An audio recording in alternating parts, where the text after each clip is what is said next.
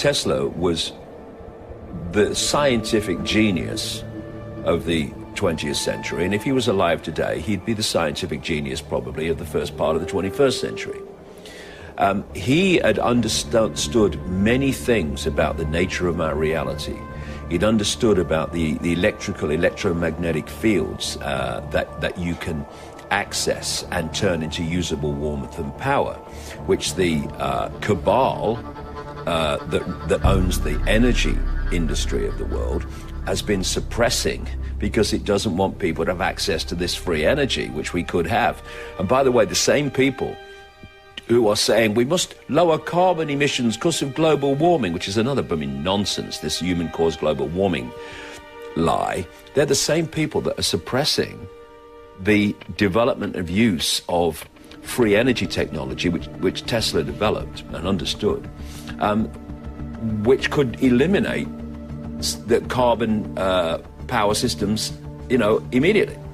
What HAARP does is it fires radio waves, very, very focused and very powerful, into the upper atmosphere known as the ionosphere. It entrains, as they say. It gets the ionosphere to vibrate in sympathy with the radio wave. And this creates a situation where this entrainment adds massive, massive, massive power to the original radio wave, and then it's bounced back to Earth, massively greater power, and they can hit a specific spot on the Earth.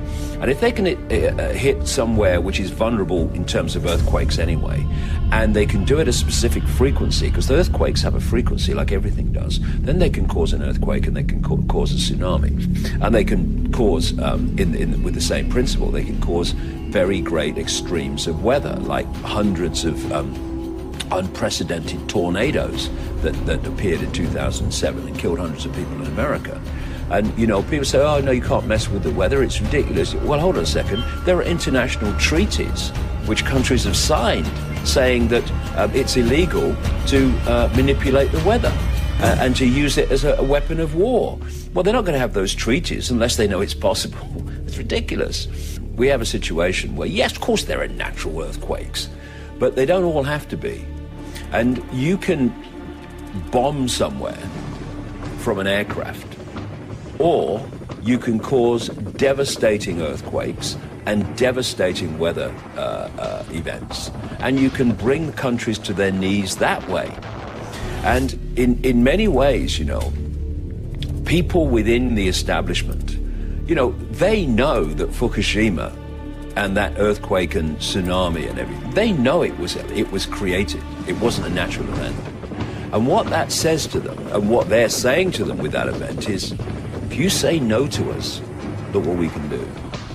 If they want to bring Japan to its knees, they've got to find a way, like they did in with the two, Hiroshima and Nagasaki at the end of the Second World War. But today they would have to find an excuse to send the boys in. Well, they can't find an excuse. So instead of that, we'll go the way that they have, because Japan is over.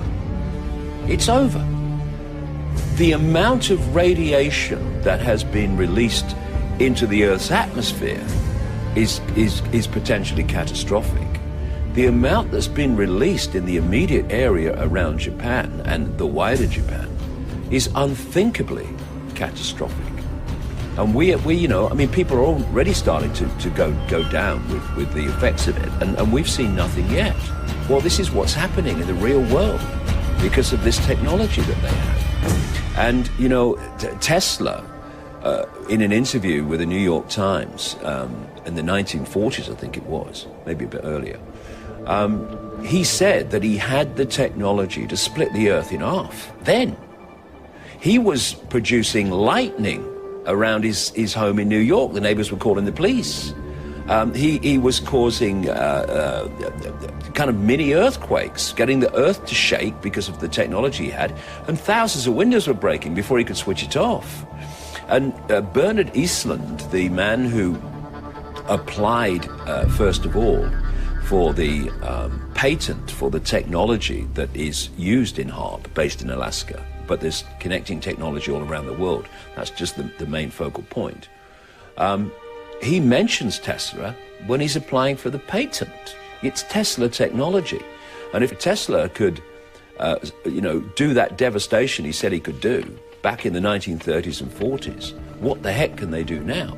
So you have a situation in 2010 when in the run-up to it, in the years running up to 2010 around Haiti, it was established that there were major resources under the sea in Haiti waters. In 2010, this devastating earthquake brings the end to Haiti. It just so happened, that the American military were having an exercise at exactly the same time that was based on a scenario of reacting to, I think it was a hurricane or something like that, hitting Haiti. And they were down in Florida doing their exercise. And then the earthquake happened and they said, we just switched from exercise to real thing. And they were in there in no time. And if you remember, the aid agencies that were trying to land in Port-au-Prince in Haiti, they were saying, in the immediate days after the earthquake, the American military have taken over the airport, so they're not letting us in. They took the place over. And then along came Clinton and Boy Bush as the people that were going to front up the Haiti Reconstruction Fund, and then they disappeared, and Haiti, virtually nothing's been done, because the idea was to destroy Haiti, take it over, because then you've got the resources. And you can do that with an earthquake. How are they going to justify destroying Haiti by dropping bombs on it? I mean, they're not going to do it. But you can do it through HAARP and earthquakes. And scientists who've done research into the effect of what they call ELF waves, extremely low frequency waves, and how they can manipulate us mentally, emotionally, and physically. There was one particular area of research into something called the woodpecker signal. People might remember this, when the Soviet Union was found to be broadcasting a signal into the United States. It was called the woodpecker signal because it went like a woodpecker, like that. And what it was doing was broadcasting information in this signal into the United States in an attempt to influence the perceptions and views and thoughts of the population. And what these scientists found is what this woodpecker signal was doing was connecting into the power grid, as they put it, being radiated by the power grid, given greater power. And it was going into the homes and being broadcast into the homes through the light fittings. Now, that was a case of hacking in to an electricity grid and light fittings that were not purpose-built to do that. They just hacked into the electricity grid as it has been up to this point.